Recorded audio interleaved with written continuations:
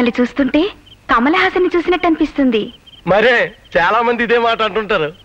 ఓసారి కమల్ హాసన్ కూడా ఇదే పాయింట్ మీద కన్ఫ్యూజ్ అయిపోయి తెలుసా? ఏంటి నిజమా? డౌటా? మరి నాయకుడి సినిమాలో కమల్ హాసన్ లాగా పర్మనెంట్ గా నన్నే పెళ్లి చేసుకోకూడదు? అమ్మో బాబోయ్, దెబ్బైపోను. ఎవడ్రా బాబు ఈ టైంలో తలుపు కొడుతున్నాడు?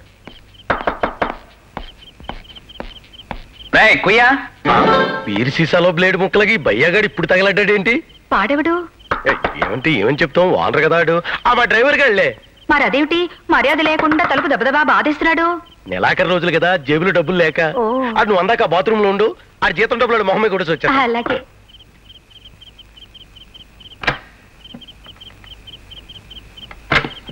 అమ్మయ్యా. ఏంట్రా ఎంతసేపు? నా సంగతి సరే, రాత్రి అంతా అక్కడే ఉంటానని చెప్పి మాట మార్చి మధ్యలో రావడం నీకేమైనా మర్యాదగా ఉందా? నా ఇంటికి నేను రావడానికి నిన్నేంట్రా అడిగేది? ఏంటా ఫేస్ ఏంటి అలా పెట్టావు? ఏం జరిగింది? ఏం జరిగిందంటే విజయలక్ష్మి వచ్చేసింది. విజయలక్ష్మ ఎక్కడా? అరగంటలో పళ్ళు కొనుక్కు వస్తానని పువ్వులు నాకు ఇచ్చేసి వెళ్ళిపోయింది. ఇక్కడ పువ్వులు అక్కడ పళ్ళు ఎందుకట? ఎందుకంటే నువ్వు అర్జెంట్ గా పారిపోతే నీకు చాలా డేంజర్. ఇప్పుడు ఏంట్రా నాకు దారి?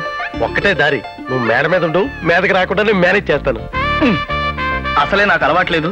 ఆ ఉషారాన్ని ఇంటి దగ్గర నుంచి నడిచి నడిచి నాకు కాళ్ళు లాక్కుపోతున్నాయి. ఇక మెట్లెక్కే ఓపిక నాకు లేదు. మరైతే ఏం చేస్తా? ఏం చేస్తావు అంటే ఏం చేస్తాను రా.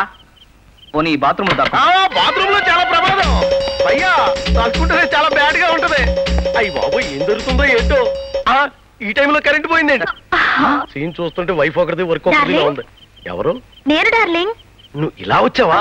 నీకోసం చూస్తున్నాను. మరి చీకట్లో ఉన్నావేంటి? చీకట్లోనే మంచిది, పగలైతే అందరూ చూస్తారు. అబ్బా నీ గొంతు మారినట్టుందే. నా గొంతు మారదు, కొంగర తగ్గయ్యా వేమూరు గగ్గయ్య టైపు. వేమూరు గగ్గయ్యా?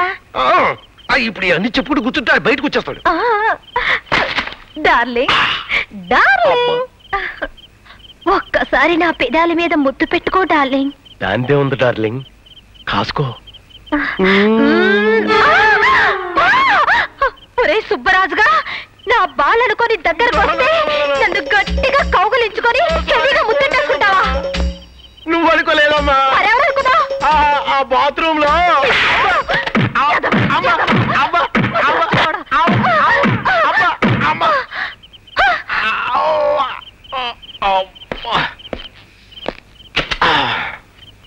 ఏమండి ఏమండి